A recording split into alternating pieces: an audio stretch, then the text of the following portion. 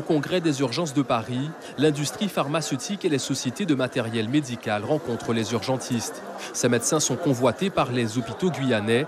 La directrice des affaires médicales du centre hospitalier de Cayenne fait tout son possible pour les recruter. La prise en charge du billet d'avion, nous hébergeons les médecins pendant un mois, nous leur fournissons un véhicule de location également pendant un mois, le temps qu'ils puissent appréhender un petit peu la réalité du territoire.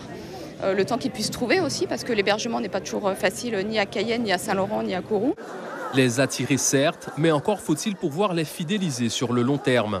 À cause du manque d'attractivité dont souffre le territoire, les hôpitaux guyanais sont confrontés à une importante rotation des effectifs médicaux. On a quand même un réseau d'anciens internes qui reviennent régulièrement. On a pu fidéliser un certain nombre de médecins qui étaient de passage. Par contre, ça nous fait quand même avoir un turnover assez important puisque ce ne sont pas des personnes qui restent sur du long terme sur le territoire. Malheureusement, ils viennent pour 3-4 mois. Nous voulons ici mettre en avant l'exercice particulier de cette médecine d'urgence en Guyane avec une médecine que je qualifierais de médecine humaine, sociale et tropicale. Une médecine tropicale susceptible d'intéresser cette étudiante.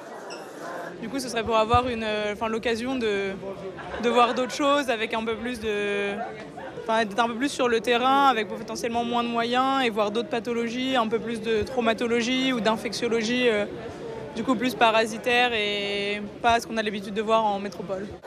Il ne reste plus qu'à transformer ces prises de contact en contrats de travail pour insuffler un peu d'oxygène dans les hôpitaux de Guyane.